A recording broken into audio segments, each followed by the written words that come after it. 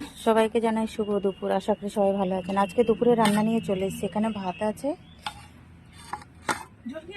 রোজকার ভাত তো হবেই আমাদের বাঙালিদের।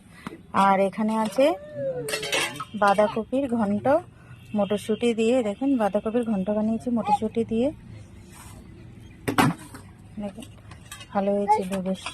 আর এখন মটরশুঁটি তো ভালোই লাগে খেতে, আর বাঁধাকপিও টাটকা একদম। আর এখানে করেছি আজকে সে কী মাছ জানি বলে, এটা কোকিলা মাছ না কি মাছ, সেই মাছটা ঝাল বানিয়েছি পেঁয়াজ আলু দিয়ে ধনেপাতা দিয়ে। আর দেখুন এটাও কিন্তু খেতে খুব ভালো হয়েছিল। এটা বেশি ঝোল রাখলে কিন্তু ভালো লাগবে না, এটাকে এরকম মানে মাখা মাখা ভালো লাগে, মানে হালকা ঝোল। আর নয়তো ভাজা, আমাদের বেশি ভাজাটাই খায়, রান্নাটা কমই খায়, এটা ভাজাটা বেশ গরম গরম ভালো লাগে খেতে, জানেন তো। আর আজকে এখানে আছে রিটে মাছের আলু দিয়ে, এটাও ধনেপাতা আলু দিয়ে ঝোল। এটাতে পেঁয়াজ রসুন দিইনি, আদা বাটা দিয়েছি। রিটে মাছটা খুব বড় ছিল জানেন তো, এই দেখেন লেজাটা দেখেই বুঝতে পারছেন খুব বড় ছিল। আর বেশ মাছটা ভালোই ছিল, সেদিনকে এনেছিল অত ভালো ছিল না, কিন্তু আজকের মাছটা খুব ভালো ছিল।